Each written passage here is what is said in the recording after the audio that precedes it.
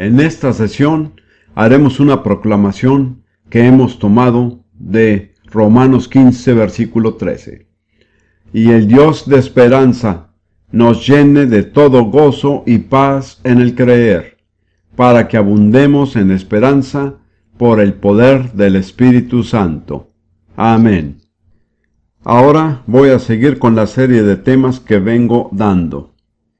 Ya hablé acerca de la inmersión en agua, es decir, el bautismo en agua. Este día voy a hablar de la inmersión en el Espíritu Santo. Señalé que la palabra bautizar que aparece en la Biblia no es una palabra propiamente del idioma español, sino una transliteración de la palabra en griego. No hay ninguna duda en cuanto al significado de la palabra en griego, que significa sumergir. Por eso es que uso la palabra inmersión. Ya he hablado acerca de la inmersión en agua.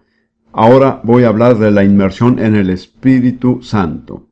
Hay dos maneras en que podemos ser sumergidos. Una forma es en una piscina. La persona baja al agua, es sumergida y luego sube del agua. Ese es el bautismo en agua. Pero también está la inmersión estilo cataratas del Niágara. Me acuerdo que la primera vez que me puse a observar las cataratas del Niágara, me dije a sí mismo que sería imposible estar debajo de esas cataratas ni un segundo sin empaparse completamente. Así es el bautismo en el Espíritu Santo. Cada vez que la Biblia lo menciona, da a entender que de una manera u otra que el Espíritu Santo bajó sobre ellos desde arriba. Estamos hablando de dos inmersiones. La inmersión en agua, donde la persona baja, es sumergida y vuelve a subir.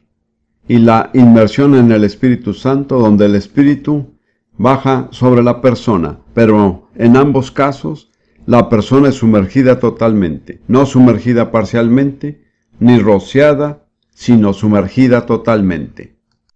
Es muy interesante que la introducción a cada uno de los 4 evangelios afirma específicamente que Jesucristo bautizará en el Espíritu Santo. Me parece que no le hemos prestado la atención debida a esto. Quiero leer los 4 pasajes en cada uno de los evangelios. Mateo 3, versículo 11. Juan el Bautista dice: Yo a la verdad os bautizo en agua para arrepentimiento, pero el que viene tras mí, es decir, el Mesías, cuyo calzado yo no soy digno de llevar, es más poderoso que yo. Él os bautizará en Espíritu Santo y fuego. Luego en Marcos capítulo 1, versículo 8. En la introducción, Juan el Bautista está hablando y dice: Yo a la verdad os he bautizado con agua, pero él os bautizará con Espíritu Santo. Luego en Lucas 3:16, la versión que da el Evangelio de Lucas, Juan el Bautista dice: Juan dice lo siguiente: Yo a la verdad os bautizo en agua, pero viene uno más poderoso que yo, de quien no soy digno de desatar la correa de su calzado. Él os bautizará en Espíritu Santo y en fuego. Y luego en el Evangelio de Juan, capítulo 1, versículo 33. Esto es parte de la presentación oficial que le da a Jesús su precursor Juan el Bautista. En cada una de las introducciones, en cada uno de los 4 evangelios, dice específicamente que Jesús bautizará a su pueblo con el Espíritu Santo. En el Evangelio de Juan, la introducción es un poco más completa. Empezando en el capítulo 1, versículo 29. El siguiente día vio Juan a Jesús que venía a él, y dijo: He aquí el Cordero de Dios que quita el pecado del mundo. Y luego sigue diciendo en el versículo 33, y yo no le conocía, pero el que me envió a bautizar con agua, aquel me dijo: sobre quien veas descender el Espíritu Santo, y que permanece sobre él, ese es el que bautiza con el Espíritu Santo. Y yo le vi, y he dado testimonio de que este es el Hijo de Dios. Juan dice 3 cosas ahí: este es el Cordero de Dios, este es el Hijo de Dios, y este es el que bautiza en el Espíritu Santo. Todos conocemos muy bien la maravillosa afirmación de que Jesús es el Cordero de Dios, pero solo se menciona en un evangelio, mientras que en los 4 evangelios dice específicamente que Jesús es el que bautiza en el Espíritu Santo. En otras palabras, es una de las cosas más importantes que necesitamos saber acerca de Él. Es maravilloso conocerlo como Salvador, como Cordero de Dios, pero eso no es todo. También es sumamente importante que lo conozcamos individualmente y personalmente como el que bautiza en el Espíritu Santo. Después de concluir su ministerio terrenal, después de su resurrección, en Hechos 1, en Hechos capítulo 1, versículos 4 y 5, Jesús repite esta promesa. Sería muy difícil recalcar demasiado la frecuencia con que aparece esta promesa en el Evangelio.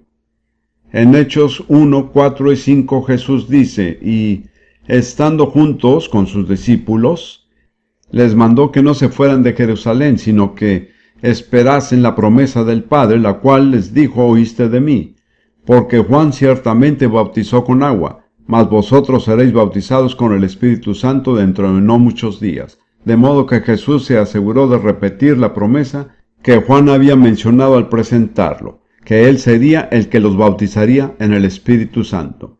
Casi todos los comentaristas bíblicos están de acuerdo en que el cumplimiento de esta promesa de Jesús se llevó a cabo el día de Pentecostés, según el relato en Hechos 2, 1, 4.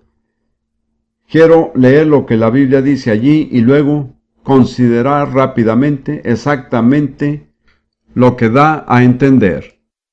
En Hechos 2, empezando en el versículo 1, cuando llegó el día de Pentecostés, estaban todos unánimes juntos, y de repente vino del cielo un estruendo como de un viento recio que soplaba, el cual llenó toda la casa donde estaban sentados, y se les aparecieron lenguas repartidas como de fuego, asentándose sobre cada uno de ellos, y fueron todos llenos del Espíritu Santo, y comenzaron a hablar en otras lenguas, otros idiomas, según el Espíritu les daba que hablasen, como el Espíritu les daba a entender.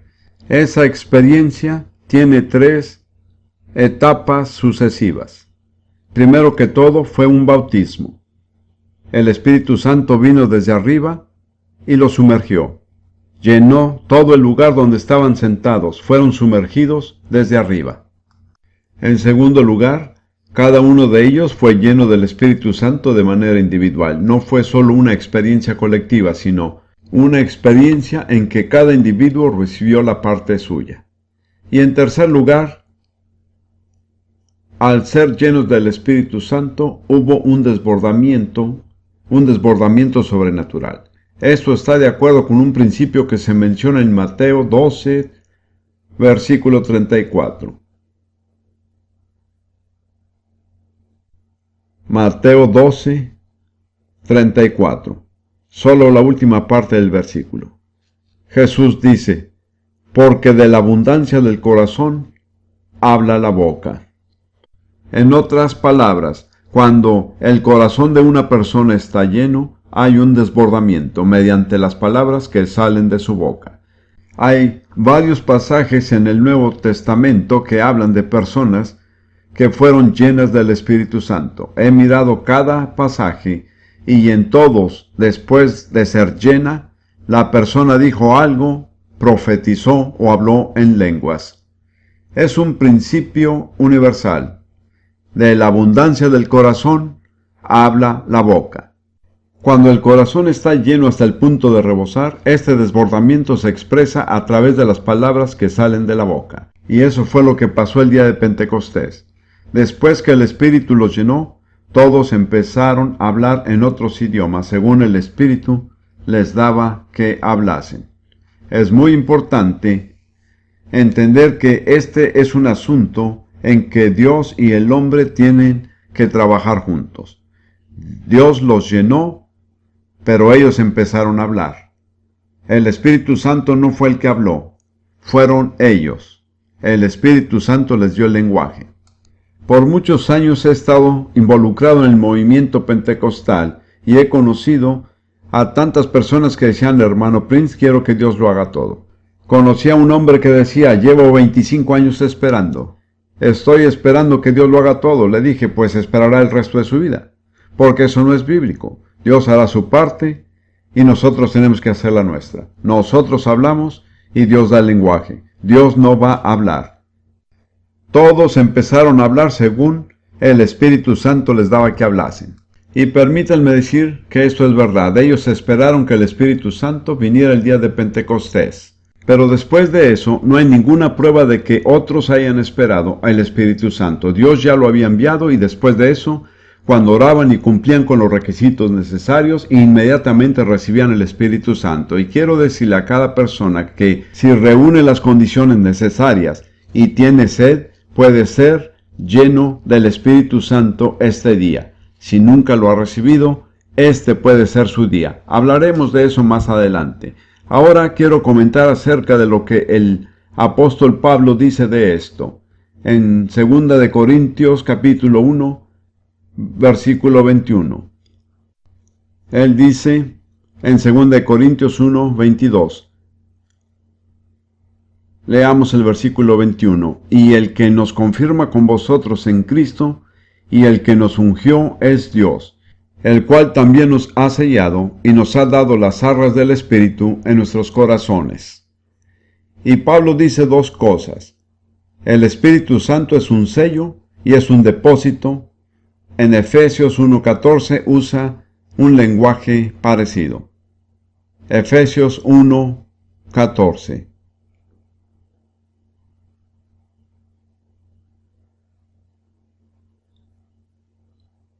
Dice en el versículo 13, en Él también, es decir, en Jesús, habiendo creído en Él, fuiste sellados con el Espíritu Santo de la promesa, que es las arras de nuestra herencia, hasta la redención de la posesión adquirida. Otra versión dice que es el depósito que garantiza nuestra herencia. Entonces el bautismo en el Espíritu Santo es algo que se puede ver y oír, no solamente algo que ocurre dentro de nosotros y que no puede ser visto por los demás, es algo que se puede ver y oír. Pablo dice que son dos cosas, es un sello y además un depósito. En primer lugar, es un sello. Ya pertenecemos a Jesús. Pero esto le muestra a todo el mundo que pertenecemos a Él. Él nos sella de manera que todos puedan verlo. No sé si alguno de ustedes recuerda la época en que al enviar las cartas por correo, certificados se sellaban con cera caliente. ¿Se recuerdan de eso? Y luego se les tenía que hacer una impresión. Exactamente así es el Espíritu Santo. Es un sello, es cera caliente. Y luego Jesús le pone su marca particular, y esto no se para. Y como saben, el correo certificado es tratado especialmente. Se le da un cuidado especial. Después de haber sido bautizados en el Espíritu Santo, llegamos a ser correo certificado. La oficina de correo celestial nos atiende de manera especial. La segunda palabra es pago inicial o depósito. Me interesan mucho los idiomas, y esto es muy interesante. En hebreo, la palabra es arbón. Arbone. En árabe es arbón. En idiomas suajili es araboni. En otras palabras, es la misma palabra en todos estos idiomas. Yo hablaba árabe cuando vivía en Jerusalén hace años con mi primera esposa. Siempre me acuerdo de algo que sucedió en 1947. Nos acabamos de mudar a una casa nueva en Jerusalén y necesitábamos comprar tela para hacer las cortinas. Fuimos a una ciudad antigua y encontramos a un hombre que vendía tela para cortinas y vimos una tela que nos gustó. Las siguientes cifras no son exactas, no son sino para darles una idea. Necesitamos 20 metros y el precio era, digamos, $5 por metro. El precio total era de $100. Le dijimos al hombre, escuche, no tenemos todo el dinero con nosotros, pero le daremos la quinta parte, $20, como pago inicial. ¿Saben cómo se le dice a eso en árabe? Arbón. Y dijimos, pues después que le demos el pago inicial, usted debe recordar dos cosas. La tela nos pertenece, usted debe apartárnosla. No se le puede vender a más nadie porque es para nosotros. Y en segundo lugar, nuestro pago inicial es nuestra garantía de que vamos a regresar con el resto del dinero y llevarnos la tela. Así es el bautismo del Espíritu Santo. Jesús da un pago inicial y nos aparta para él mismo, y después de eso ya no estamos a la venta para ningún otro cliente. En segundo lugar, es su garantía, como si él dijera: voy a regresar para llevármelos y cuando regrese pagaré lo que falta, y entonces serán míos para siempre. Es una imagen tan descriptiva y elocuente de lo que es el bautismo del Espíritu Santo. Ahora, ¿cuál es el sello? La gente pudiera discrepar en cuanto a esto.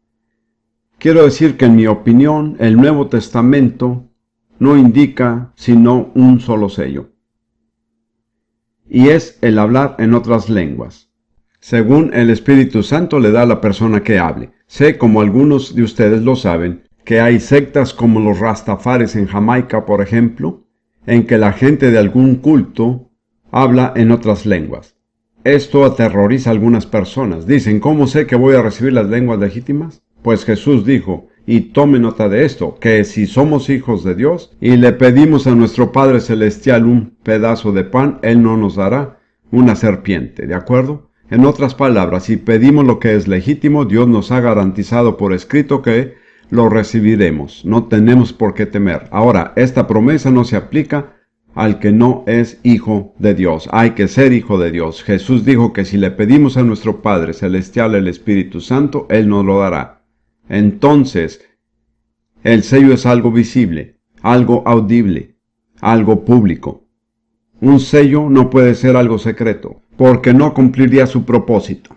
El sello consiste en que todos empezaron a hablar en otras lenguas según el Espíritu les daba que hablase, como pasó en Hechos capítulo 2. Ahora quiero decir tres cosas acerca de esto. En primer lugar, ese fue el sello que los apóstoles mismos recibieron en esa experiencia. Jesús les dijo que esperaran en Jerusalén hasta recibir la promesa del Padre. Así que esperaron 10 días. Después que vino el Espíritu Santo y ellos hablaron en lenguas, ya no tuvieron que esperar más. Ese fue el sello que ellos mismos recibieron en esa experiencia. En segundo lugar, fue el sello que reconocieron en los demás. En un minuto miraremos un caso singular. En tercer lugar, nunca pidieron ningún otro sello. Permítanme repetir eso porque es muy importante. He conocido a tantas personas a través de los años que decían: hermano Prince, ¿cómo puedo saber si he sido bautizado en el Espíritu Santo? He tenido esta o aquella experiencia. He estado orando y buscando a Dios, pero ¿cómo puedo estar seguro? Mi respuesta es que pueden estar seguros en el momento de recibir el sello, cuando por primera vez empiecen a hablar en otras lenguas, según el Espíritu les da que hablen. Quiere decir que lo recibieron. Y quiero recalcar que no es una fuerza impersonal, sino una persona que ha recibido.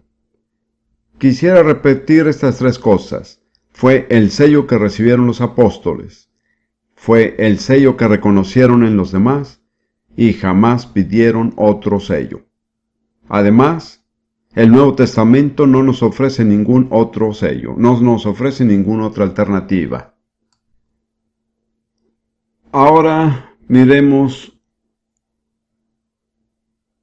lo que dijo Jesús en Lucas 24, versículos 52 y 53, después de su resurrección, cuando se estaba despidiendo de sus apóstoles. Dice Lucas 24, 52, 53.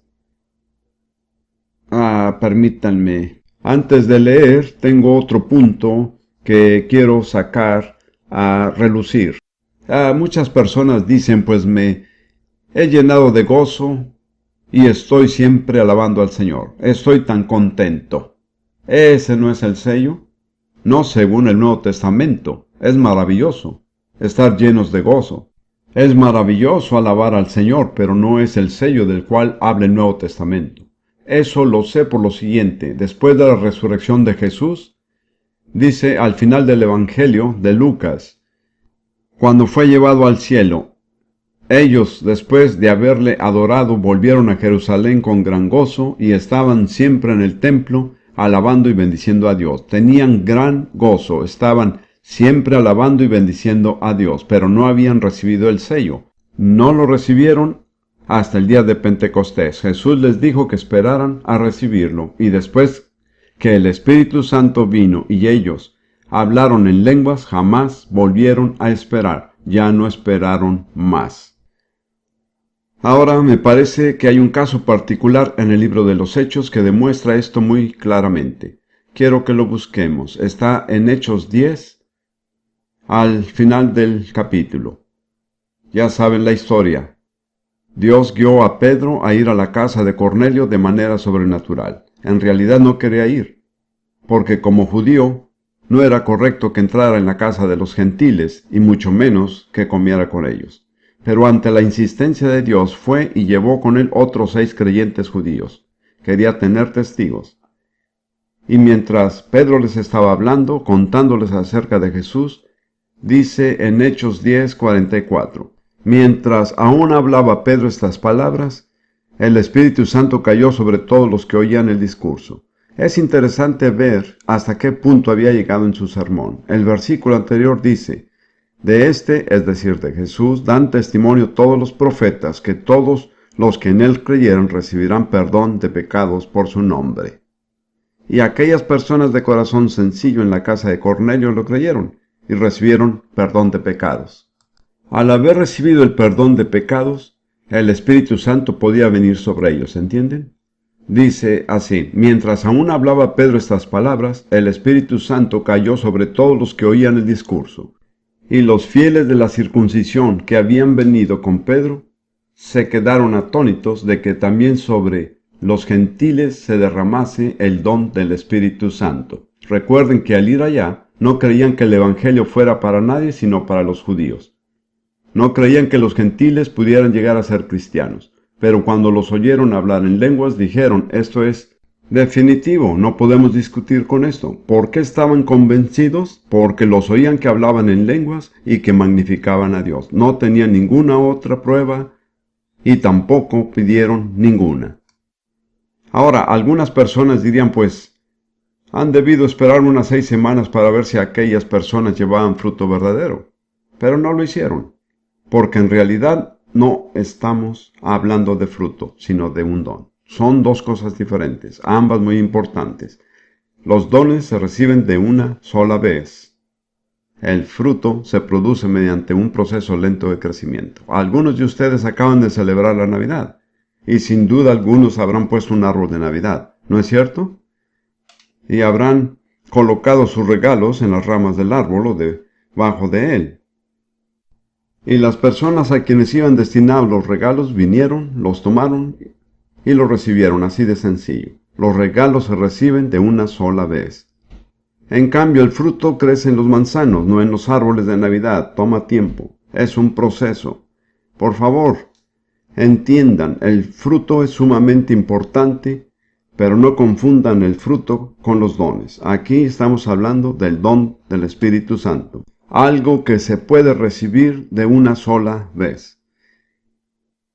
Entonces, hablando de las personas en la casa de Cornelio, Pedro respondió, ¿puede acaso alguno impedir el agua para que no sean bautizados esos que han recibido el Espíritu Santo también como nosotros? En otras palabras, lo que había pasado el día de Pentecostés les había acontecido a estas personas. Más tarde, al contarles lo sucedido a sus compañeros judíos que lo estaban criticando y diciendo que no debía haber ido a hablar con los gentiles, Pedro dice en Hechos 11:15, y cuando comencé a hablar, cayó el Espíritu Santo sobre ellos también, como sobre nosotros al principio. Ahí en la casa de Cornelio no se hace mención de un viento recio de lenguas como de fuego, pero una cosa que sí caracterizaba aquella experiencia era que todos empezaron a hablar en otras lenguas. Así que yo digo, y a mi juicio, es indiscutible que este fue el sello que los apóstoles recibieron y el sello que reconocieron en otras personas. Jamás pidieron otro sello, y en el Nuevo Testamento no veo que se ofrezca ningún otro sello. Yo sé, y probablemente lo sepa mejor que ustedes, que el hablar en lenguas a veces se considera algo extraño, fuera de lo normal, y algunas personas hasta dicen que es algo demoníaco. Recuerdo que en una época había un ministro evangélico muy querido que se negaba a caminar en la misma acera que yo, porque sabía que yo hablaba en lenguas. ¿Se fijan? Lo perdono, pero no apruebo su opinión. La verdad es que Dios a veces coloca al principio de cierta experiencia algo que es como una piedra de tropiezo. Si la persona en realidad no está en serio, se desanimará. Para algunos es ofensivo ver personas hablando en un idioma que nunca han aprendido y tal vez mostrando gran emoción. Quiero plantearles que los que somos de ascendencia anglosajona o europea tenemos una idea más o menos falsa de lo que es el verdadero cristianismo. Primero que todo, pensamos que es algo muy solemne. Estando en la iglesia, no se habla en voz alta, la gente se pone de pie o se sienta o canta himnos, pero en realidad no llega a mostrar mucha emoción. Esa es la imagen del cristianismo con la que crecí. Durante 10 años solía ir a la iglesia 8 veces por semana, así que tengo bastante experiencia. Pero esto no es realmente el cuadro bíblico. Muchos de nosotros sufrimos porque en realidad no nos sentimos libres de expresar lo que Dios está haciendo en nosotros. Cuando uno lee la Biblia ve que la gente lloraba, gritaba, gemía, batía las manos, danzaba, cantaba y mostraba su emoción. Eran entusiastas. Por un tiempo fui director de una academia para entrenar a profesores en el este de África y tenía que contratar al personal docente. Descubrí que un profesor puede tener mucha preparación académica, pero no ser muy buen docente. Y otro profesor que tiene mucha menos preparación puede ser mucho mejor profesor por una sola razón: es entusiasta. He llegado a la conclusión de que no hay nada como el entusiasmo. Cuando Rudy y yo estuvimos en Moscú hace poco más de un año, en una conferencia donde había 1000 personas, me impresionó muchísimo su entusiasmo. Dije entre mí: Señor, ojalá pudiera encontrar eso en otros lugares también. Al empezar a cantar, cantaban Jesús es el Señor de todo y seguían cantando por 10 minutos. Nadie tenía que animarlos a que cantara, simplemente no podían dejar de cantar. Ruth y yo tenemos una grabación de aquella música y cuando de verdad necesitamos recibir ánimo la ponemos. No es una grabación profesional, pero ¿qué es lo que se percibe? Emoción y entusiasmo. Saben, si queremos que los demás crean lo que nosotros creemos, una de las mejores maneras de convencerlos es siendo entusiastas. Si usted tuviera callos y encontrara un remedio para ellos, que creo que sí existe, nunca he tenido callos, usted estaría tan entusiasmado que tendría deseos de decirle a todos los que sufren de callos que hay un remedio. Pues tenemos un remedio mucho más valioso que ese. Tenemos un remedio para el pecado.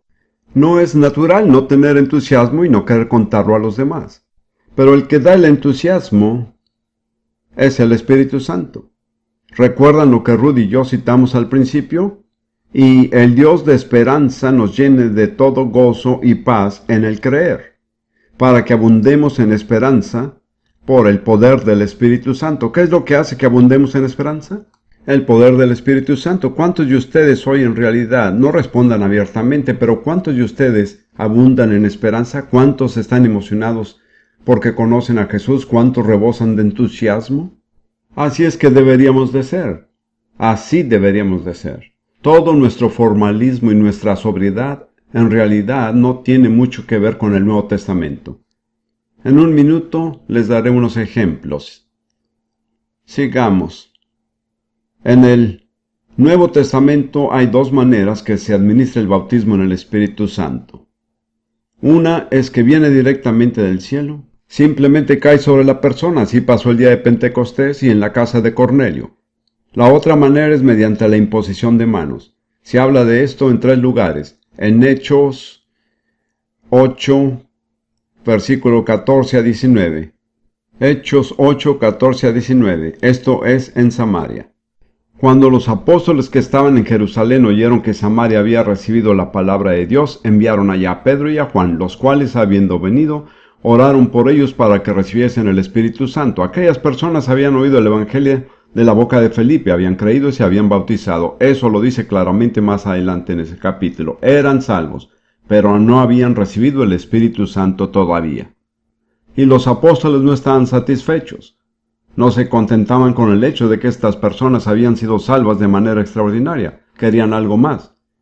Dice en el versículo 16, porque aún no habían descendido el Espíritu Santo sobre ninguno de ellos. Note que dice que el Espíritu descendió sobre ellos, sino que solamente habían sido bautizados en el nombre de Jesús. Entonces los apóstoles les imponían las manos y recibían el Espíritu Santo. En este caso, recibieron el Espíritu Santo mediante la imposición de manos por parte de otros creyentes. En el próximo capítulo leeremos cómo Saulo de Tarso, que llegó a ser Pablo, estaba allí en la ciudad de Damasco, y un discípulo llamado Ananías fue enviado a él, le impuso las manos, oró por él para que fuera sanado y recibiera el Espíritu Santo. Pablo recibió el Espíritu al imponer las manos sobre él, Ananías. Y en Hechos 19 hay otro pasaje donde vemos una situación parecida. Pablo encontró a ciertos discípulos en Éfeso. Cuando les preguntó si habían recibido el Espíritu Santo cuando creyeron, ni siquiera habían oído que existiera. Por eso Pablo supo que no eran discípulos de Jesús. Se dio cuenta de que eran discípulos de Juan el Bautista.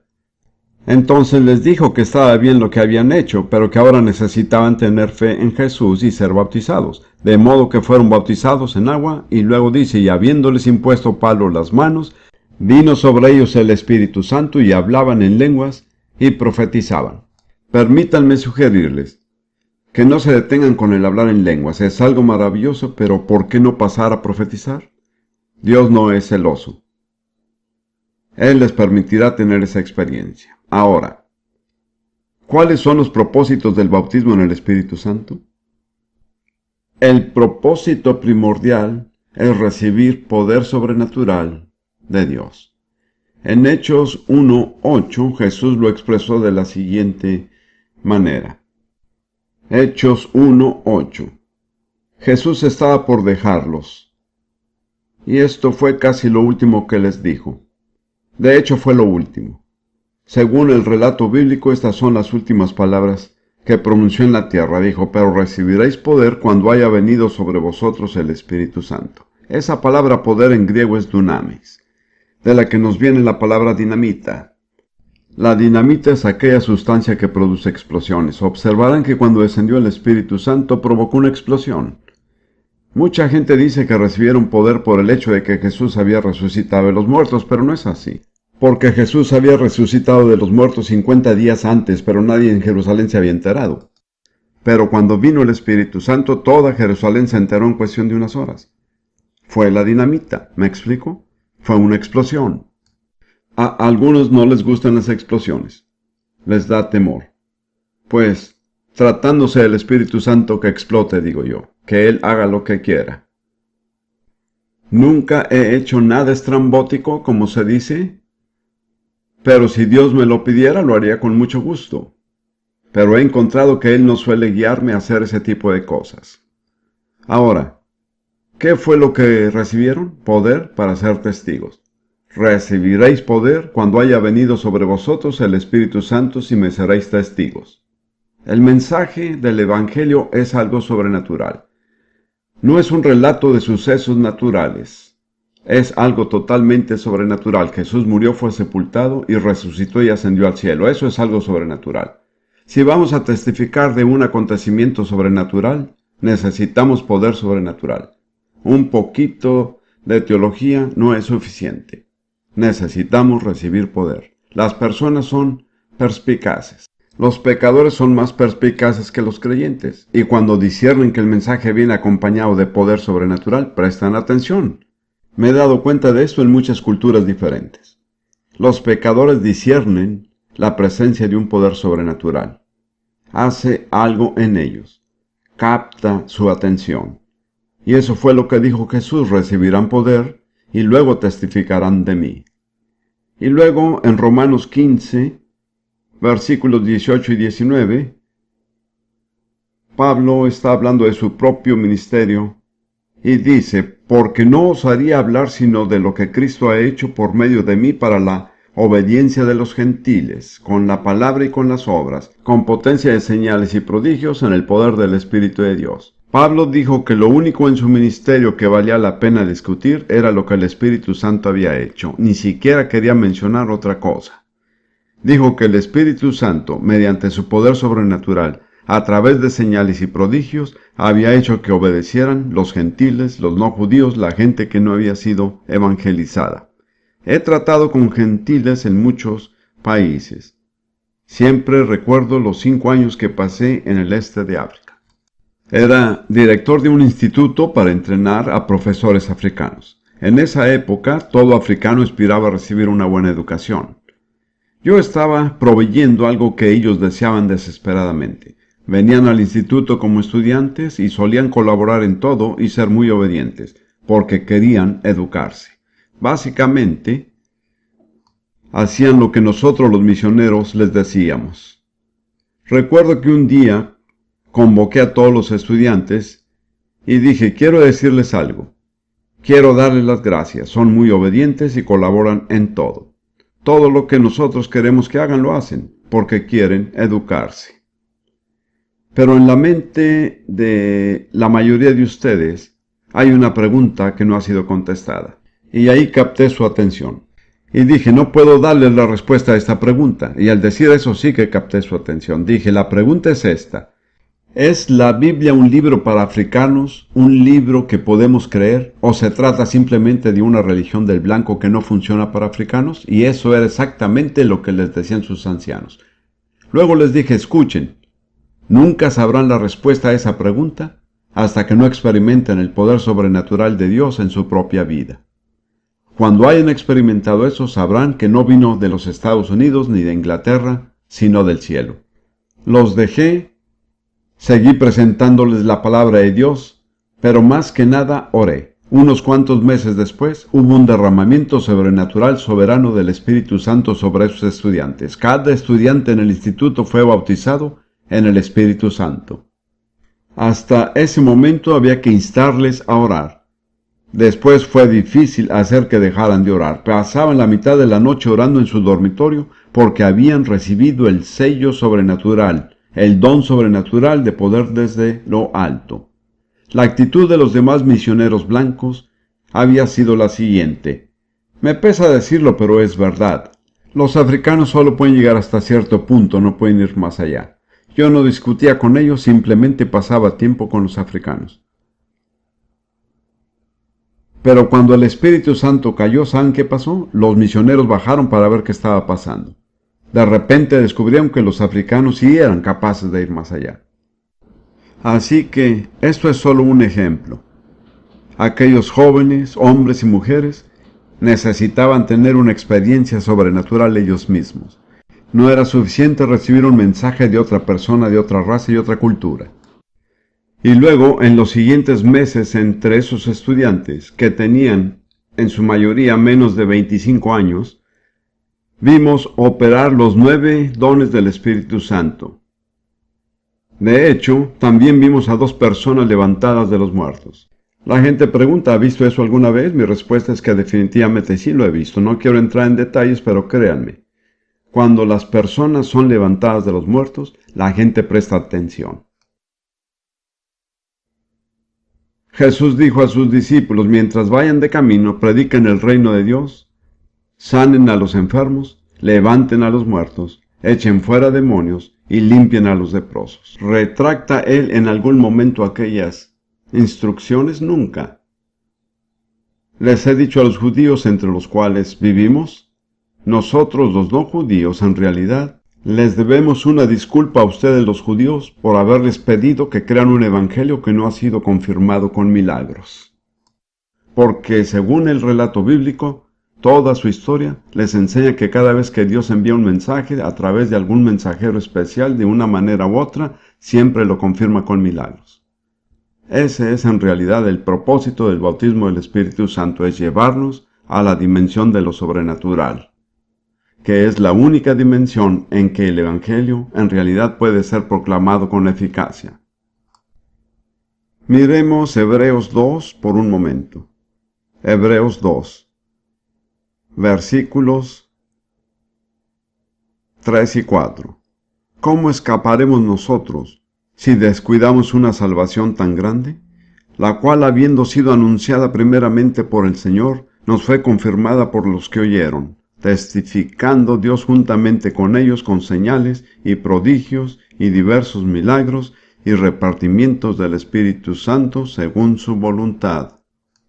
El escritor de Hebreos nos da 3 razones por las que debemos atender al mensaje del Evangelio. En primer lugar, el primero que proclamó el Evangelio fue Jesús. En segundo lugar, fue confirmado por aquellos que fueron testigos de Jesús. Pero la tercera razón es que el Espíritu Santo confirma el mensaje de manera sobrenatural con señales, prodigios y dones del Espíritu Santo. Y el mundo no creyente tiene derecho a esperar que la Iglesia hará eso mismo. Estamos viviendo a un nivel inferior a lo que Dios quiere. Si solo presentamos un mensaje intelectual y citamos unas cuantas escrituras, algunas personas se salvarán y es maravilloso, pero no es lo máximo que tiene Dios. Ahora, quiero darles una razón más por el bautismo en el Espíritu Santo. Lo dice 1 Corintios 12. 1 Corintios 12 y versículo 13. Versículo 13. Este es uno de los versículos menos comprendido de todo el Nuevo Testamento. En realidad está mal traducido y es porque los traductores tenían una idea preconcebida de lo que creían que Pablo estaba diciendo. Yo he estudiado griego desde que tengo 10 años y estoy totalmente convencido de lo que digo es cierto. Si no lo estuviera, no lo diría. El texto que tengo yo y la mayoría de las demás traducciones dicen lo mismo. 1 Corintios 12:13. Porque por un solo espíritu fuimos todos bautizados en un cuerpo, sean judíos o griegos, sean esclavos o libres, y a todos se nos dio a beber de un mismo espíritu. Ahora, la palabra incorrecta ahí es porque en griego dice, en un espíritu fuimos todos bautizados en un cuerpo. Y en todo el Nuevo Testamento no hay ninguna otra indicación de que el Espíritu Santo bautice a las personas. Las personas son bautizadas en el Espíritu, pero el Espíritu Santo no bautiza. Somos nacidos de nuevo del Espíritu Santo. Eso es lo que nos lleva a formar parte del cuerpo. Ahora, lo que se enfatiza ahí es la palabra un. Lo que Pablo está diciendo es que el propósito del bautismo en el Espíritu es engendrar unidad en el cuerpo. En un espíritu fuimos todos bautizados en un cuerpo, y a todos se nos da de beber de un mismo espíritu. Pablo usa 3 veces la palabra un, pues señalé anteriormente con respecto al uso de la expresión bautizar en y bautizar para, que al ser bautizados somos bautizados en algo, para algo. Pero en los otros 2 casos, el bautismo de Juan y el bautismo cristiano, en realidad las personas ya habían entrado en aquello para lo cual eran bautizadas. Por ejemplo, el bautismo de Juan era de arrepentimiento, pero Juan no bautizaba a personas que no se hubieran arrepentido, de modo que el bautismo de Juan no producía arrepentimiento, sino que era el reconocimiento de que se habían arrepentido. Y luego, mediante el bautismo cristiano, el bautismo en agua, somos bautizados para llegar a estar en Cristo. Pero cuando somos bautizados ya estamos en Cristo. Si no lo estamos, no tenemos ningún derecho de bautizarnos. Así que bautizarnos en agua no nos lleva a estar en Cristo. Es un sello que da testimonio de que ya estamos en Él. Es lo mismo aquí. En un espíritu fuimos todos bautizados para formar parte de un cuerpo. No que no estamos en el cuerpo, pero este es el sello de que formamos parte del cuerpo. En cada caso, se bautiza en algo para algo. En señala el elemento. En el bautismo de Juan es agua, en el bautismo cristiano es agua, con el Espíritu Santo es el Espíritu Santo. Cuando somos bautizados para algo es porque ya hemos alcanzado ese estado. Es una señal de que así es. Nos hemos arrepentido, estamos en Cristo, formamos parte de un cuerpo. Pero lo que tenemos que tomar en cuenta, y esta es una de las tragedias de la historia reciente de la Iglesia, es que el bautismo en el Espíritu Santo está diseñado a producir unidad en el cuerpo. Pero desafortunadamente hemos sido tan carnales que en vez de aceptar la unidad, muchas veces lo hemos usado para causar división. Y todos tenemos que arrepentirnos de eso. Así que tengan en cuenta que el bautismo en el Espíritu Santo está diseñado a hacernos saber que formamos parte de un cuerpo y que todos los demás creyentes verdaderos, sin importar su denominación, raza o cultura, son miembros del mismo cuerpo. No hay sino un Espíritu Santo, no hay sino un solo cuerpo. Ese era el propósito de Dios, y desafortunadamente, como en tantas otras cosas, no hemos cumplido con el propósito de Dios. Por ejemplo, la celebración de la comunión fue diseñada para el mismo propósito, para enfatizar la unidad del cuerpo. ¿Qué es lo que ha hecho? Por causa de nuestra carnalidad, nos ha dividido. Pero la culpa no es de Dios, sino de nosotros. Todos tenemos que asumir parte de la responsabilidad. Los no pentecostales, por criticar tanto. Los pentecostales, por ser tan arrogantes. Pues yo llevo bastante tiempo como pentecostal. Nuestro lema famoso era lo tenemos todo. Cuando miro a algunos pentecostales me parece que lo que tienen no es mucho. Recuerdo que estaba en una iglesia pentecostal danesa y ahí había una viuda ya grande. Era pobre y estaba enferma. Y dijo en danés, en el idioma danés, lo tenemos todo. La miré y pensé dentro de mí, si eso es todo, no es mucho. Como ve, esa actitud ha ofendido a mucha gente. Hemos tomado la actitud de que los pentecostales tenemos todo el evangelio completo. Pero en realidad no lo tenemos todo. Podemos tener el bautismo y hablar en lenguas y todavía estar muy lejos de lo que Dios quiere. No es una garantía de que seamos perfectos. No es un sello de perfección, es algo que nos ayuda a llegar a ser perfectos. Muchos pentecostales toman la siguiente actitud. Quiero decir, lo he visto tantas veces. La persona se salva, nace de nuevo, se bautiza en agua, habla en lenguas y supuestamente ya lo tiene todo. No, no, no. Acaba de empezar. No es un fin en sí, es un medio. Pero si actuamos como si fuera un fin, nunca llegaremos más allá. Algunos de ustedes que son pentecostales hagan caso a esto. Si usted está aquí y es pentecostal, quiero mucho a los pentecostales, les debo la salvación. Por muchos años pensé que tenían la razón en todo. Pero luego descubrí que también ellos tienen sus fallas. Pero tengan en cuenta que el fin del bautismo en el Espíritu Santo es unificar a los cristianos. Ahora, hay una cosa más que tenemos que mencionar, y son las manifestaciones físicas. En mi opinión, la mayoría de los cristianos llevan lo que llamo yo una vida reprimida. No están libres de expresar lo que Dios ha puesto en ellos. Pensamos que es necesario comportarnos con mucho decoro, hablamos en voz baja, no mostramos mucha emoción, nos sentamos derechos en nuestra silla, nos ponemos de pie, nos sentamos, nos arrodillamos y salimos de la iglesia. Yo llevaba años haciendo eso mismo, así que no me digan que no es así. Esto tiene muy poco que ver con el cristianismo del Nuevo Testamento. Tiene muy poco que ver con lo que experimentaban las personas en la Biblia. Ellos mostraban su emoción. Al leer los salmos de David, vemos que él clamaba, lloraba y bañaba de lágrimas su lecho. Era un hombre muy emotivo. Aún Jesús gimió, derramó lágrimas, expresó sus sentimientos. Yo he experimentado este tipo de formación religiosa. Fui criado en el mero centro de un sistema tradicionalista muy fuerte. Si saben algo de Gran Bretaña, estudié en el colegio de Eton y la Universidad de Cambridge. Yo era un baluarte del Imperio Británico. Pero una noche Dios me bautizó en el Espíritu Santo. No sabía lo que era. No fui a la iglesia. Ocurrió en una barraca. Era tan ignorante que no sabía que había que ir a la iglesia para ser salvo o bautizado en el Espíritu. Recibí ambas cosas estando en una barraca a medianoche. Cuando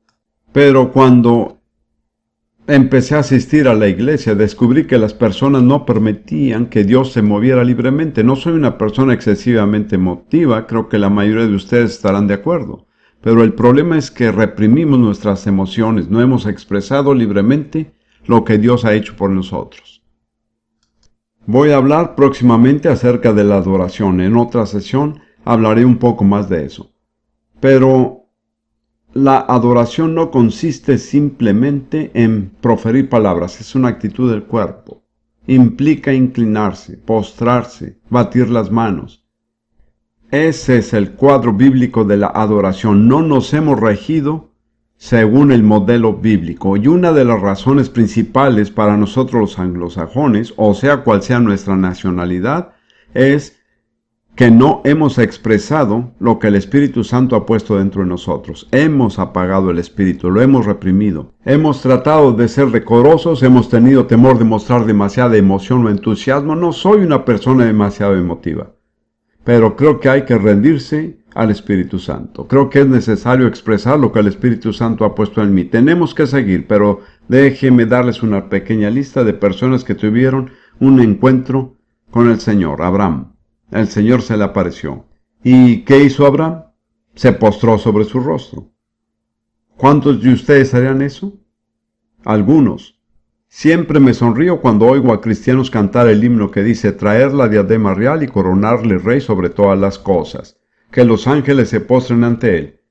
Me imagino a esos queridos miembros de la iglesia diciendo está bien que se postren los ángeles, pero no nosotros, no. Tenemos demasiado decoro para hacer eso.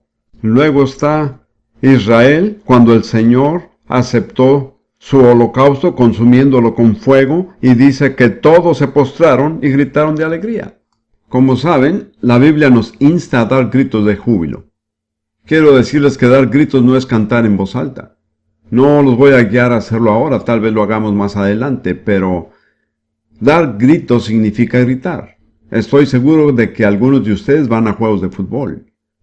No levanten la mano para que no les dé vergüenza, pero cuando el partido que apoya marca un gol, ¿qué hacen? Se ponen de pie y gritan. ¿Por qué? Porque están emocionados. Si se emocionan por el fútbol, ¿por qué no emocionarse cuando se trata de Jesús y el Espíritu Santo? Y luego Josué tuvo un encuentro con el capitán del ejército de Jehová cerca de Jericó y se postró sobre su rostro en tierra.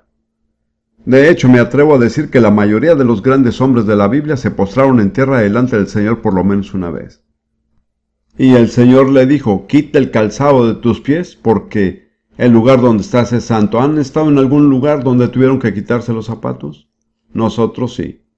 Dios se movió en una conferencia en la que estábamos en Jerusalén, y sin que nadie se lo indicara, la gente empezó a quitarse silenciosamente los zapatos porque sabían que estaban en un lugar santo. Los sacerdotes, cuando la presencia y la gloria de Dios entraban en el templo, dice que se postraban en tierra, no podían permanecer de pie. Me gusta leer Jeremías, porque después de todo fue un profeta prolífico. Escribió una buena parte de la Biblia, quiero decir, escribió más que cualquier otra persona. Jeremías 23, versículo 9, dice, a causa de los profetas falsos, mi corazón está quebrantado dentro de mí. Todos mis huesos tiemblan. Estoy como un ebrio, y como hombre a quien dominó el vino delante de Jehová y delante de sus santas palabras. Esa fue la reacción de Jeremías ante la santidad del Señor. Dijo, todos mis huesos tiemblan. Los huesos no pueden temblar sin que el cuerpo no tiemble, es imposible. Él dijo, estoy como un ebrio. A causa de la santidad del Señor, ¿alguna vez han percibido la santidad del Señor hasta el punto que afectó su cuerpo físico? La mayoría de nosotros vivimos de raciones muy escasas. Los apóstoles, el día de Pentecostés, ¿el Espíritu Santo vino y todos se comportaron con mucho decoro? No, al contrario, se comportaron de una manera extraña e indecorosa. Todos estaban hablando a la vez en idiomas que nunca habían oído y ¿saben lo que dijeron los incrédulos? Que estaban ebrios. ¿Alguna vez han dicho eso de usted cuando sale de la iglesia? Juan, el apóstol, tuvo un encuentro con Jesús mediante una visión y cayó como muerto a sus pies. Había allí un poder que lo sobrecogió. No seguiré hablando de los demás porque quiero llegar a la parte más importante de esto. El tiempo se me está acabando, como generalmente pasa. 7 requisitos para poder recibir y los mencionaré brevemente. Número 1. Arrepiéntase. Hechos 2:38 dice, arrepentíos y bautícese cada uno. Número 2. Bautícese. Bautícese y recibirá el Espíritu Santo. Número 3. Tenga sed. Jesús dijo, si alguno tiene sed, venga a mí y beba. Número 4. Tiene que venir a Jesús. No hay sino uno que bautiza en el Espíritu Santo. Si quiere el bautismo, tiene que venir al que bautiza. Número 5. Hay que pedir. Jesús dijo, Si vosotros siendo malos sabéis dar buenas dádivas a vuestros hijos, ¿cuánto más vuestro Padre Celestial dará el Espíritu Santo a los que le piden? Muchos cristianos dicen, si Dios quiere que tenga el Espíritu, me lo dará. No necesito pedirlo. Jesús dice que hay que pedir. Dijo que nuestro Padre Celestial dará el Espíritu Santo a los que lo pidan. Y luego hay que recibir. El recibir se compara a beber. Y finalmente, y esto es lo difícil para algunos, hay que rendirse al miembro del cuerpo que es voluntarioso, el miembro que no podemos controlar, la lengua. El hecho de que el Espíritu Santo controle la lengua es la prueba divina de que Él ha entrado para tomar control. ¿Saben que la Biblia se refiere a la lengua como mi gloria? Esto no sale a relucir en todas las traducciones, pero en el Salmo 16, el salmista dijo, alabaré a Dios con mi gloria.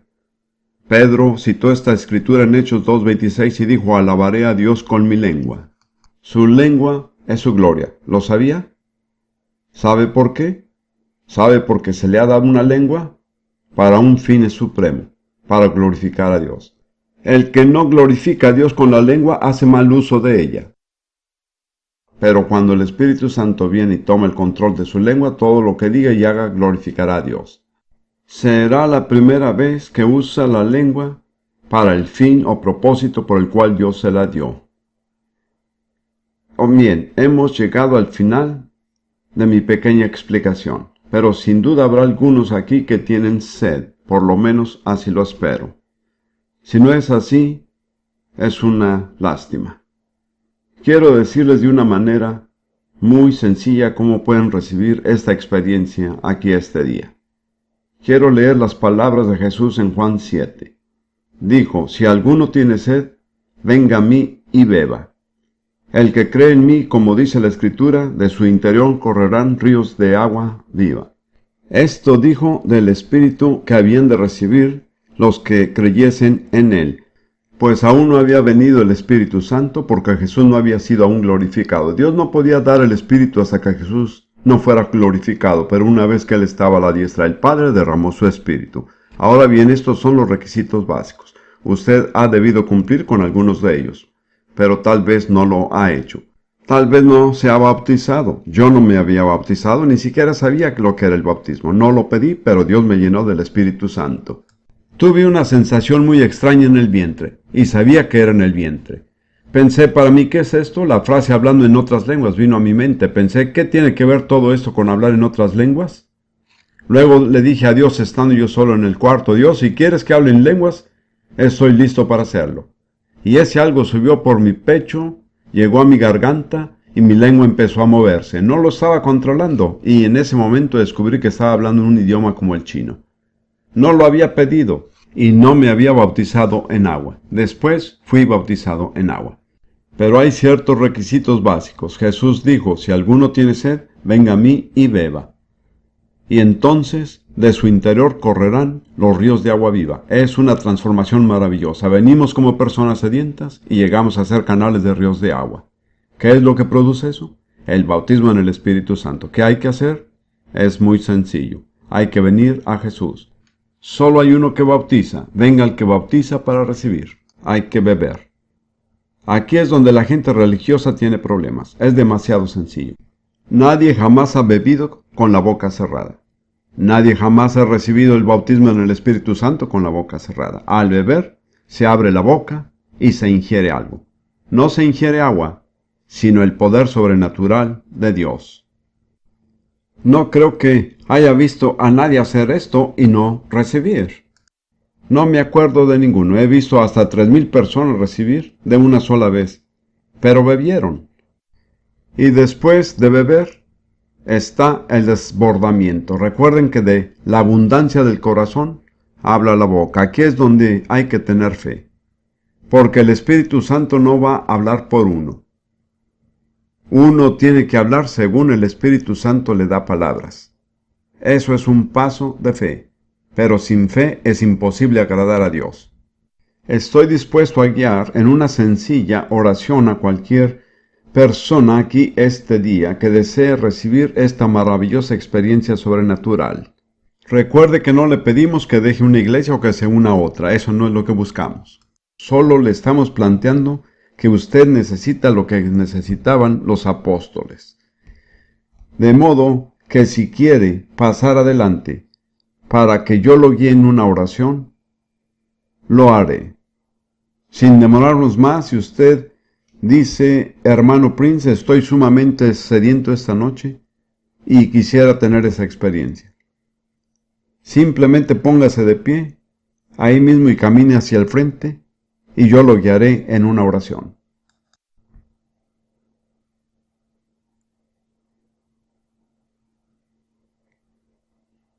¡Qué maravilloso!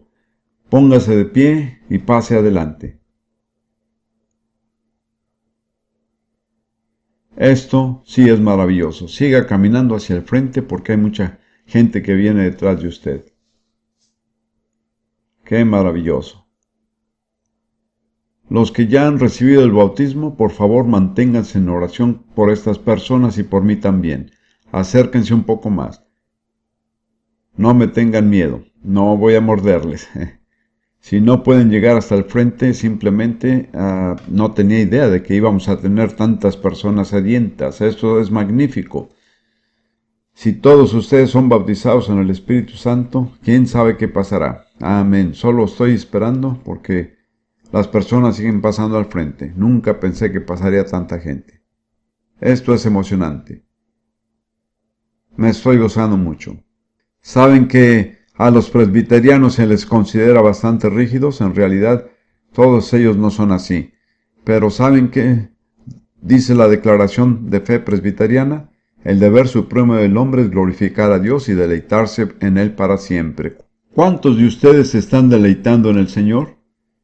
Él nos ayuda a deleitarnos en Él. Esto les dará un entendimiento mejor de lo que es deleitarse en el Señor. Escuche, usted no ha venido al hermano Prince. Yo no soy el que bautiza. Ha venido a Jesús. Le voy a dar una oración muy sencilla que puede hacer, mediante la cual se presentará Jesús como candidato al bautismo. Usted vendrá a Él, pedirá y luego beberá. Aquí es donde se les hace difícil a las personas religiosas porque hay que hacer algo sencillo y práctico que parece tonto.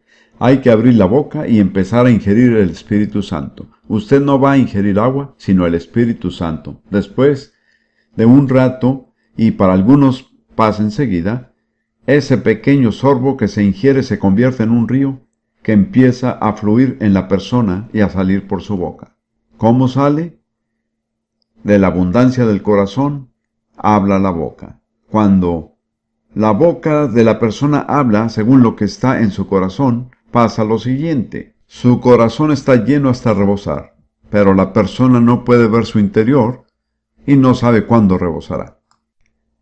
Ahora permítame decir una cosa más y lo guiaré en oración. Concéntrese en el Señor, no les ponga atención a las personas a su alrededor.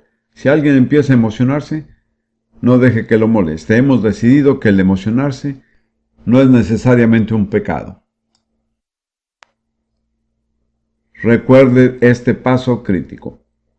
Debe beber y en cierto momento empezar a hablar en fe. Recuerde que si ustedes...